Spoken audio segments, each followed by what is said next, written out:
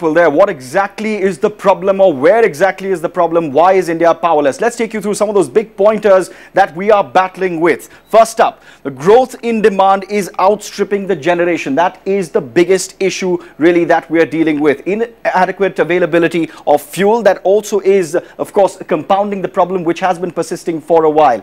High transmission and distribution losses as well, something that they are also blaming on the weather recently as well. Bankrupt state electricity boards due to theft and cross subsidies. This is something that was an explanation that was given by the previous regime as well. Problems in acquiring land for power plants, shortage of areas to actually install power plants which would provide or at least lessen the problem. Hydro plants have run into political and social opposition. This is something that we've seen in the past as well, something that the BJP is promising will be taken care of. Inadequate coal linkage to thermal power plants is also another big issue. Now, inadequate distribution network. This has also been something that has been spoken about, and you would be familiar with this problem as well. Inadequate inter-regional transmission capacity to supply surplus power. We've seen the kind of jurisdiction issues that have taken place in various states as well. But what exactly is the problem on the ground? Some people are also saying one of the explanations given by the government was that recent squall that Delhi saw, which destroyed a lot of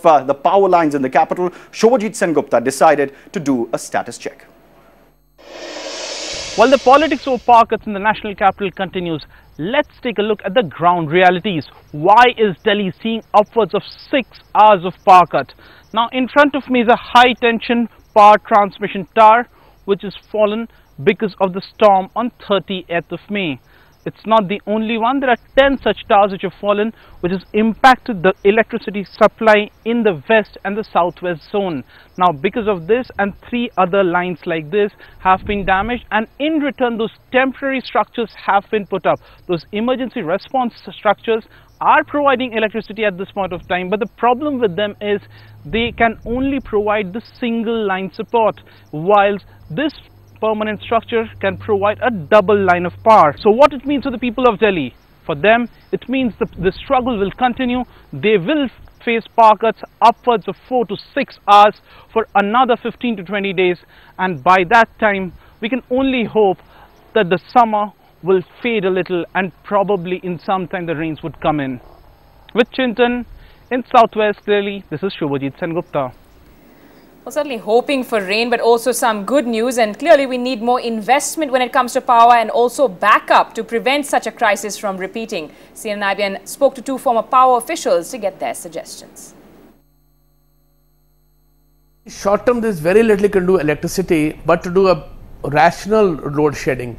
Load shedding, if required to be done, can be planned so that you are distributing the load around the city. In the medium to long term, we would have to ensure that adequate system availability is there. In other words, are our investments in line? Are the infrastructure in place? Which are the areas where there is shortcoming? Which are the areas where demand is growing the fastest? So you put in more backup system, you put in new transformers, new substations, new lines. Our regulators, our companies are worried, if I invest, tariff will go up and therefore there will be public hangama, so we will not invest. That is extremely short-sighted and to my mind extremely anti-people.